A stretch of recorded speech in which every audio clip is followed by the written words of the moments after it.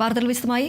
സംസ്ഥാനത്ത് ഇന്നും അതിശക്തമായ മഴയ്ക്ക് സാധ്യത. ഇന്ന് 14 ജില്ലകളിലും കേന്ദ്ര കാലാവസ്ഥാ വകുപ്പ് മുന്നറിയിപ്പ് പ്രഖ്യാപിച്ചു. കാസർഗോഡ് മുതൽ പത്തനംതിട്ട വരെയുള്ള 12 ജില്ലകളിൽ ഓറഞ്ച് മുന്നറിയിപ്പാണ് പ്രഖ്യാപിച്ചത്. തിരുവനന്തപുരത്തും കൊല്ലത്തും മഞ്ഞ മുന്നറിയിപ്പും പ്രഖ്യാപിച്ചിട്ടുണ്ട്. മഴയോടൊപ്പം ശക്തമായ കാറ്റിനും സാധ്യതയുണ്ട്. മലയോര മേഖലകളിലുള്ളവർ തീരദേശത്തുള്ളവർക്കും ജാഗ്രതാ നിർദ്ദേശവും നൽകിയിട്ടുണ്ട്.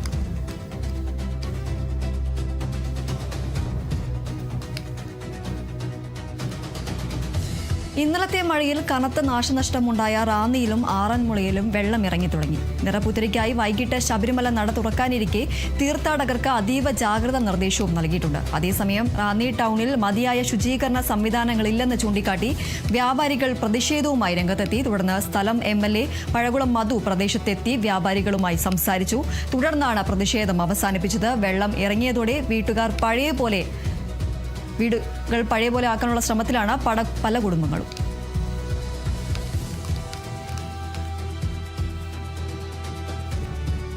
ശരിക്കും പറഞ്ഞാൽ ഇങ്ങനെയൊന്നും വെള്ളം കയറില്ലായിരുന്നു. ആദ്യം കാലൊന്നും ഇങ്ങനെയൊന്നും വെള്ളം കയറത്തേയില്ല. ഒരു 2 മഴ പെയ്തെന്നും പറഞ്ഞിട്ടൊന്നും വെള്ളം കയറത്തേയില്ല.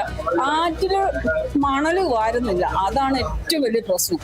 അതുകൊണ്ടാണ് വെള്ളം തള്ളി തോട്ടിൽ നിന്ന് വെള്ളം കയറി പോകുന്നത്.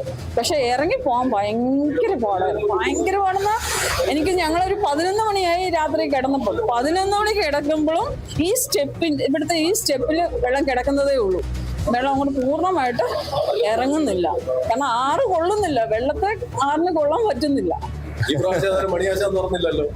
കഴിഞ്ഞ ഗവൺമെന്റിന്റെ കാലത്ത് പറഞ്ഞ് മണിയാശാൻ ഡാം തുറന്നു വിട്ടിട്ടാ വെള്ളപ്പൊക്കം ഉണ്ടായിരുന്നു. ഈ പ്രാവശ്യം ഡാം ആരും തുറന്നു വിട്ടിട്ടില്ലല്ലോ. ഇതെല്ലാം പ്രകൃതിക്ഷോഭത്തിൽ നമുക്കുണ്ടാകുന്നതാണ്.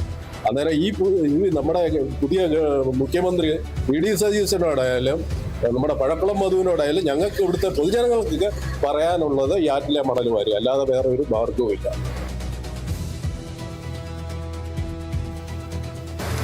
2018 പ്രളയം നടക്കുമ്പോൾ റാന്നി പോലീസിന്റെ നേതൃത്വത്തിൽ നാട് മുഴുവൻ അനൗൺസ്മെന്റ് നടത്തിയിരുന്നു.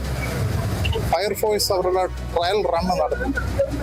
ഇത്തവണ വെളുപ്പിനെ 3 മണിക്ക് വെള്ളം തുറന്നു വിടുമ്പോൾ 6 മണിക്ക് വെള്ളം ടൗണിൽ വരുമെന്നറിയാം. പക്ഷേ ഒരു മുന്നറിയിപ്പും അധികാരികളുടെ ഭാഗത്തും ഉണ്ടായിട്ടില്ല. അതാണ് ഇത്രമാത്രം നഷ്ടം വ്യാപാരികൾക്ക് ഇത്തവണ ഉണ്ടായത്. ടൗണിലെ മുഴുവൻ വ്യാപാര സ്ഥാപനങ്ങൾ, വെള്ളം കയറിയ മുഴുവൻ വീടുകൾ റാന്നിയിലെ DYFIയുടെയും CPMന്റെയും നേതൃത്വത്തിൽ ഇന്ന് ക്ലീൻ ചെയ്യുകയാണ്.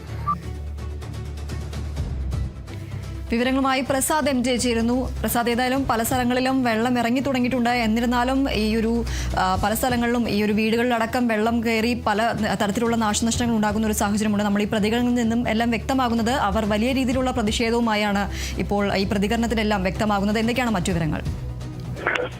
ഈ വെള്ളപ്പൊക്കത്തിന്റെ കൂടെ ഈ ചെളിയും കൂടെ മറ്റ് മാലിന്യങ്ങളെല്ലാം കൂടെയാണ് ഈ കടയിലേക്കും മറ്റ് വീടുകളിലേക്കും ഒക്കെ ഇപ്പോൾ ഈ കഴിഞ്ഞ ദിവസങ്ങളിലൊക്കെ എത്തിയിട്ടുള്ളത്.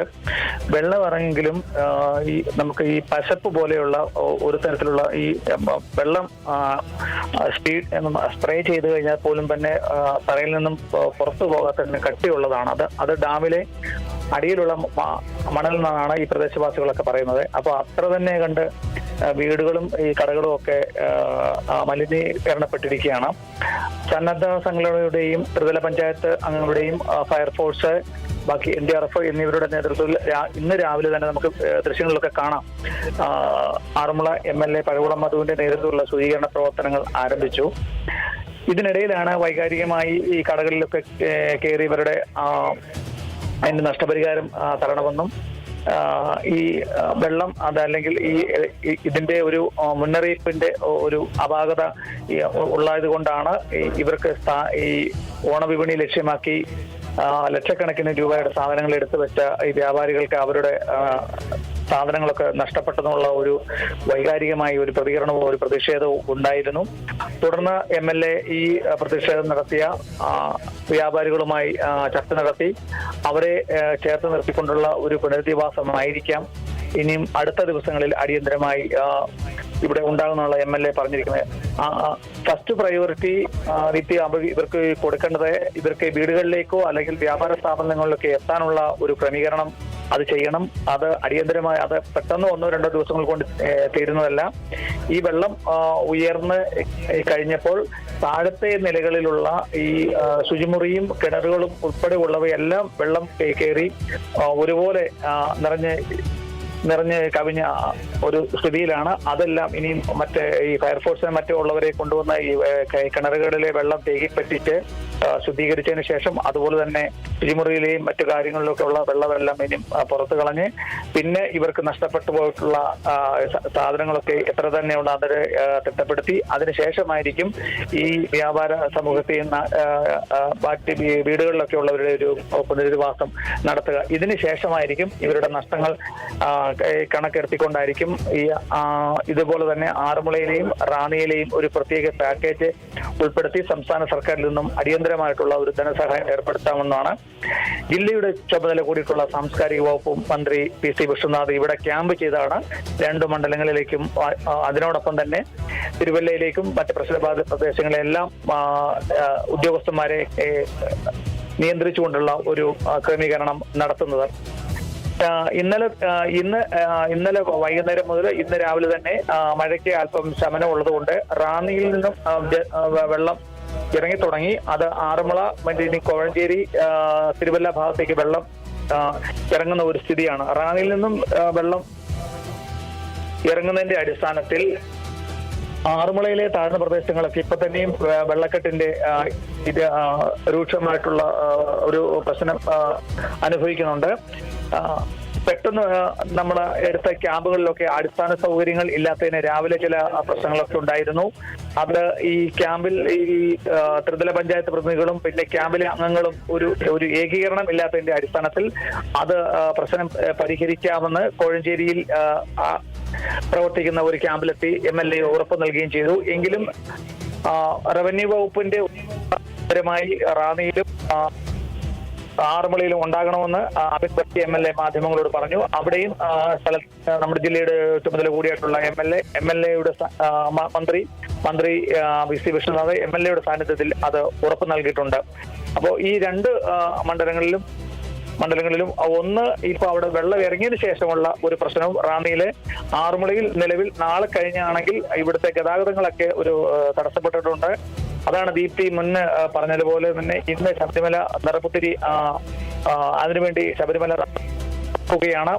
സാധാരണഗതിയിൽ മറ്റ് സംസ്ഥാനങ്ങളിൽ നിന്നും എത്തുന്ന തീർത്ഥാടകർ അവർ ചെങ്ങന്നൂർ റെയിൽവേ സ്റ്റേഷനിലാണ് ഗേറ്റ് വേ എന്നറിയപ്പെടുന്ന റെയിൽവേ സ്റ്റേഷനിൽ ഇറങ്ങിയതിനു ശേഷം അവിടെ നിന്നും ഈ സ്വകാര്യ വാഹനങ്ങൾ വാടകയ്ക്കെടുത്തിട്ട് കാറോ ടെമ്പോയോ അത് വലിയ വാഹനങ്ങളോ വാടകയ്ക്കെടുത്തിട്ട് ഒരു ഗ്രൂപ്പായിട്ടാണ് അന്യ സംസ്ഥാനങ്ങളിലെ തീർത്ഥാടകർ ഈ ചെങ്ങന്നൂർ വഴി ആറന്മുള വഴി ക്ഷേത്രങ്ങൾ നടത്തി റാന്നി വഴി ശബരിമലയ്ക്ക് പോകുന്ന ഒരു ക്രമീകരണമാണ് കാലാകാലങ്ങളിൽ ഉണ്ടായിട്ടുള്ളത്. പക്ഷെങ്കിൽ ജില്ലാ ഭരണകൂടം പോകുന്ന തീർത്ഥാടകർക്ക് മുന്നറിയിപ്പ് കൊടുക്കുന്നുണ്ട്. നിങ്ങളുടെ സ്വന്തം റിസ്കിൽ വേണം തീർത്ഥാടനം നടത്താന്.